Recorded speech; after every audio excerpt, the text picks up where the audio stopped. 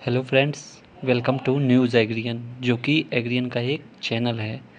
आज का हमारा टॉपिक है एग्रीकल्चर स्कीम, जिसमें हम मुख्यतः दो स्कीमों के बारे में पढ़ेंगे। पहली स्कीम है हमारी प्रधानमंत्री कृषि सिंचाई योजना तथा दूसरी स्कीम है ई नाम। आप लोगों ने देखा होगा कि इन स्कीमों से अक्सर एफओ, एफसीआई, कैटेट, इफ़को, क्रिफ़को जैसे एग्ज़ामों में क्वेश्चन पूछ लिए जाते हैं। तो चलिए हम अपने टॉपिक पर चलते हैं। अब हम चलते हैं अपनी पहली स्कीम पर, जो कि है प्रधानमंत्री कृषि सिंचाई योजना। इसका मोटो क्या है? पर ड्रॉप मोर क्रॉप, मतलब कि माइक्रो इरिगेशन एरिया को हमें बढ़ाना है। उसके बाद ये किस डिपार्टमेंट के अंतर्गत आता है? Department of agriculture, cooperation and farmer welfare. और दूसरा इस किस मिनिस्ट्री के अंतर्गत आता है? Ministry of agriculture and farmer welfare. तो ये बहुत इम्पॉर्टेंट है कि किस मिनिस्ट्री के अंतर्गत आता है। आप लोगों को याद रखना है, ministry of agriculture and farmer welfare के अंतर्गत ये आता है। तो चलिए हम नेक्स्ट पेज पर चलते हैं। प्रधानमंत्री कृषि सिंचाई योजना, अब ये कब लॉन्च हुई थी? 1 जुलाई 2015 को इसे लॉन्च किया गया था। इसको अप्रूव किया गया था किसके द्वारा? Cabinet committee on economic affair द्वारा किया गया था, जिसे हम CCEA भी कहते हैं। इसका अध्यक्ष कौन होता है? हमारे प्राइम मिनिस्टर इसके अध्यक्ष होते हैं। इसका क्या अप्रोच है? एरिया डेवलपमेंट अप्रोच है इसका, कि हमें एरिया डेवलपमेंट करना है। किसके लिए? इरिगेशन के लिए। उसके बाद इसमें का बजट क्या है? आपका बजट जो है इसमें 50,000 करोड़ रुपए है, जो कि दिया गया है कितने सालों के लिए? 5 सालों के लिए दिया गया है। और ये कौन से 5 साल हैं? 2015-16 से लेकर 2019-20 तक। प्रोग्राम इम्प्लीमेंटेशन ऑफ प्रधानमंत्री कृषि सिंचाई योजना। अब जो हमारी प्रधानमंत्री कृषि सिंचाई योजना स्कीम है, एक ऐसी स्कीम है, सेंट्रली स्पॉन्सर्ड स्कीम है। और किसके द्वारा इम्प्लीमेंट की जाती है? सेंट्रल गवर्नमेंट के द्वारा की जाती है। उसके बाद इसमें 2 कमेटी होती हैं। पहली कमेटी है आपकी नेशनल स्टीयरिंग कमेटी। ये क्या करती है? ये पॉलिसी डायरेक्शन देती है। आपकी जो प्रोग्राम है उसको ये पॉलिसी डायरेक्शन देती है कि आपको किस तरीके से वर्क करना है, कौन से रूल रेगुलेशन फॉलो करने हैं। वो कौन देता है? नेशनल स्टीयरिंग कमेटी डायरेक्शन देती है उसके बारे में। उसके बाद सेकंड है हमारी कमेटी नेशनल एग्जीक्यूटिव कमेटी।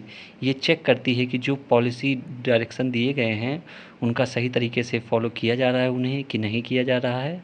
उसके बारे में ये नेशनल लेवल पर चेक करती है। उसके बाद हम चलते हैं कि जो हमारी गवर्नमेंट है, स्टेट गवर्नमेंट, सेंट्रल गवर्नमेंट, उनका क्या शेयर है प्रधानमंत्री कृषि सिंचाई योजना में। तो जो हमारी सेंट्रल गवर्नमेंट है, अगर नॉर्मल स्टेट हम देखते हैं तो उसमें सेंट्रल गवर्नमेंट का 75% शेयर और जो स्टेट गवर्नमेंट है उसका 25% शेयर। यही अगर हम कौन से स्टेटों में देखते हैं? नॉर्थ ईस्ट स्टेट्स में देखते हैं, आपके मिज़ोरम, नागालैंड, मेघालय, इन क्षेत्रों में देखते हैं। और हिली रीजन में देखते हैं, उत्तराखंड हो गया, तो वहाँ क्या हमारा शेयर है सेंट्रल और स्टेट गवर्नमेंट का?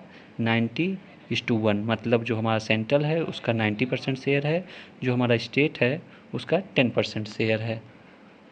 आप जब प्रधानमंत्री कृषि सिंचाई योजना के पोर्टल पे जाएंगे तो ये जो सामने इमेज दिख रही है वहाँ आपको ऐसा ही दिखेगा। अब हम ये देखते हैं कि माइक्रो इरिगेशन के अंतर्गत प्रधानमंत्री कृषि सिंचाई योजना में कितना क्षेत्र अंतर्गत आया है उसके। तो पहला है आपका स्प्रिंकलर मेथड। तो स्प्रिंकलर मेथड के अंतर्गत आया है 6.23 लाख हेक्टेयर। उसके बाद है ड्रिप मेथड। ड्रिप मेथड में कितना आया है? 5.49 लाख हेक्टेयर। उसके बाद अगर टोटल एरिया हम देखें माइक्रो इरिगेशन के अंतर्गत कितना आया है, तो वो है 11.72 लाख हेक्टेयर। तो उसके बाद हम देखते हैं जो स्प्रिंकलर मेथड है, आपने पढ़ा होगा कि ये एंडुलेटेड लैंड के लिए बहुत अच्छा होता है, कि जहाँ ऊबड़ खाबड़ जैसी जब क्षेत्र होते हैं वहाँ स्प्रिंकलर मेथड बहुत अच्छा होता है। उसके बाद ये फ्रॉस्ट से भी क्रॉप को बचा लेता है अगर आप स्प्रिंकलर मेथड यूज करते हैं। उसके बाद आता है ड्रिप मेथड। ड्रिप मेथड में हम क्या यूज करते हैं? ड्रिपर यूज करते हैं। किस चीज़ के लिए? इरिगेशन के लिए। तो चलिए हम नेक्स्ट पेज पर चलते हैं। अब पढ़ते हैं हम ऑब्जेक्टिव्स ऑफ प्रधानमंत्री कृषि सिंचाई योजना। कृषि सिंचाई योजना के क्या ऑब्जेक्टिव्स हैं? तो पहला ऑब्जेक्टिव इसका ये है कि हमें निवेश बढ़ाना, किसमें? अपने इरिगेशन क्षेत्र में ज़्यादा से ज़्यादा निवेश बढ़ाना। दूसरा, जो सिंचित क्षेत्र है उनकी एरिया को हमें इंक्रीज करना। तीसरा, हमें फार्म की वाटर यूज इफिशिएंसी को बढ़ाना। वाटर यूज एफिशिएंसी का मतलब कि पर ड्रॉप मोर क्रॉप, मतलब कि हमें कम जल में अधिक से अधिक उत्पादन लेना, और जो हमारी वेस्ट हो रहे हैं वाटर उनको बचाना। कैसे हम बचाएंगे उन्हें? माइक्रो इरिगेशन यूज करके। मान लीजिए हम ड्रिप और स्प्रिंकलर मेथड यूज करते हैं तो उससे हमारा क्या होगा, वाटर सेव होता है। जैसे कि ड्रिप इरिगेशन में जो हमारा वाटर सेव होता है वो नियर अबाउट हमारा 90% वाटर सेव हो जाता है, और वही हम स्प्रिंकलर मेथड में देखें तो 75%। तो उसके बाद हम चलते हैं enhance the adoption of new technology, मतलब जो हमारे नए टेक्नोलॉजी हैं उनको बढ़ाना है इरिगेशन क्षेत्र में। जिससे क्या होगा, हमारा जो हमारी इरिगेशन एरिया होंगी वो इंक्रीज होंगी और इफ़िशियंट होंगी। मतलब क्या, उसका वाटर यूज इफ़िशियंसी ज़्यादा हो जाएगी, जिससे कि हम वाटर को सेव कर सकेंगे और हमारी जो प्रोडक्शन है वो इंक्रीज होगी। उसके बाद आता है जो हमारी स्कीमें हैं, जो हमारा डिस्ट्रीब्यूशन है गवर्नमेंट द्वारा किया जा रहा है, वो आखिरी छोर तक किसानों तक पहुंचाना, मतलब बेस लेवल तक हमें उसका लाभ पहुंचाना। मान लीजिए कोई स्कीम में कुछ आता है तो उसको फार्मर तक आखिरी तक वो पहुंचे। प्रोग्राम्स कंपोनेंट ऑफ प्रधानमंत्री कृषि सिंचाई योजना, जो हम चलिए देखते हैं कंपोनेंट्स क्या हैं इसके। तो पहला कंपोनेंट है accelerated irrigation benefit programme, AIBP। तो इसका अर्थ होता है इसके अंतर्गत हमें मेजर मीडियम जो प्रोजेक्ट है हमारे इरिगेशन के, उनको हमें इंक्रीज करना, उनको हमें तेज़ी लाना और जल्दी से जल्दी कंप्लीट करना हमारे जो प्रोजेक्ट पड़े हुए हैं।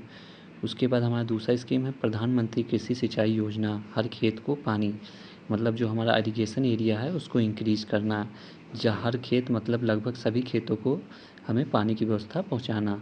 तीसरा है हमारा प्रधानमंत्री कृषि सिंचाई योजना पर ड्रॉप मोर क्रॉप, मतलब कि हमारी वाटर यूज इफ़िशियंसी जो है उसको बढ़ाना, मतलब कम पानी में ज़्यादा उत्पादन करना। उसके बाद हमारा है फोर्थ प्रधानमंत्री कृषि सिंचाई योजना वाटर सेट डेवलपमेंट, मतलब जो हमारी रन ऑफ वाटर हैं उनका मैनेजमेंट करना सही तरीके से, और जो हमारी सॉइल की मॉइस्चर है उनको कंजर्व करना। उसके बाद इसमें अगर हम जो इरिगेशन सिस्टम है उसमें अगर हम नई टेक्नोलॉजी का यूज करते हैं तो लगभग 40 से 50% वाटर को बचाता है, और उसी समय में वो 35 से 40% जो हमारी उत्पादन होता है हमारा उसको इंक्रीज करता है। अब हम चलते हैं एलिजिबिलिटी की तरफ कि इसमें एलिजिबल कौन है। तो प्रधानमंत्री कृषि सिंचाई योजना के अंतर्गत वो लोग एलिजिबल हैं जो पहला जो फार्मर कैटेगरी में आते हैं। उसके बाद दूसरा, ऐसे फार्मर जिनके पास अपनी ज़मीन होनी चाहिए और उनके पास अपना क्या होना चाहिए, वाटर रिसोर्स होना चाहिए। इससे और कौन बेनिफिट होता है, इसका बेनिफिट सेल्फ हेल्प ग्रुप भी ले सकते हैं, कोऑपरेटिव, इनकॉर्पोरेट कंपनीज़, और जो मेंबर होते हैं किसके, FPO के। उसके बाद और कौन एलिजिबल है, अगर कोई व्यक्ति कॉन्ट्रैक्ट फार्मिंग कर रहा है तो जो कॉन्ट्रैक्ट फार्मिंग लिया है वो भी इसका बेनिफिशियरी होगा। अब हमारी नेक्स्ट स्कीम है इनाम। इनाम का मतलब इलेक्ट्रॉनिक नेशनल एग्रीकल्चर मार्केट। इसका क्या टैग है, उत्तम फसल उत्तम इनाम। ये किस मिनिस्ट्री के अंतर्गत आती है, ministry of agriculture and farmer welfare. आपकी दोनों स्कीम PMKSY जो है प्रधानमंत्री कृषि सिंचाई योजना, और जो इनाम है ये दोनों किसके अंतर्गत आती है, ministry of agriculture and farmer welfare के अंतर्गत आती है। तो चलिए हम अपने नेक्स्ट पेज पर चलते हैं। इनाम इलेक्ट्रॉनिक नेशनल एग्रीकल्चर मार्केट, अब ये कब लॉन्च हुआ था आपका, ये 14 अप्रैल 2016 को लॉन्च हुआ था।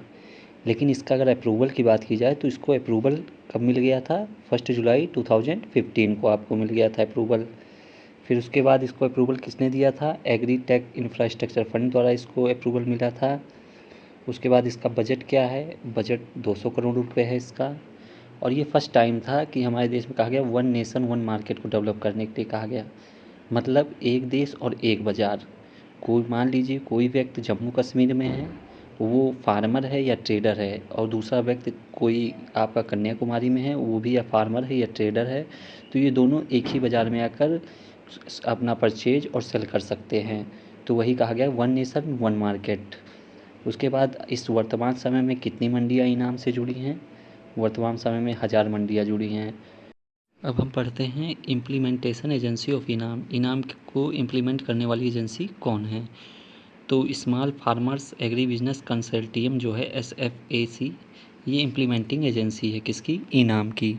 अगर अगर वर्तमान समय में हम देखें तो जो हर मंडी है, हर एक मंडी को सरकार कितना रुपए देती है डेवलप करने के लिए? 75 लाख रुपए, जो कि पहले कितना दिया जाता था? 30 लाख रुपए दिया जाता था। इसके साथ ही और क्या सरकार देती है? 1 साल के लिए फ्री सॉफ्टवेयर देती है और एक मंडी एनालिस्ट को देती है, जो कि पूरे मंडी को डेवलप करने में हेल्प करता है। उसके आगे इस फिगर में आप देख सकते हैं, जो 1000 मंडी है इनाम की, वो कब कंप्लीट हो गई थी? वो 2020 में कंप्लीट हो गई थी। 38 नई मंडियाँ जुड़ी थी 2020 में मई के समय में। तो ये टोटल कितनी हो गई थी? 1000 मंडी हो गई थी। तो उसके बाद हमारा है ऑब्जेक्टिव्स ऑफ इनाम। इसका क्या ऑब्जेक्टिव है इनाम का? फर्स्ट ऑफ ऑल हमको क्या करना है कि जो स्टेट लेवल पे जितनी मार्केट हैं उनको क्या कर लेना है, कनेक्ट करके एक मार्केट को हमको बनाना है।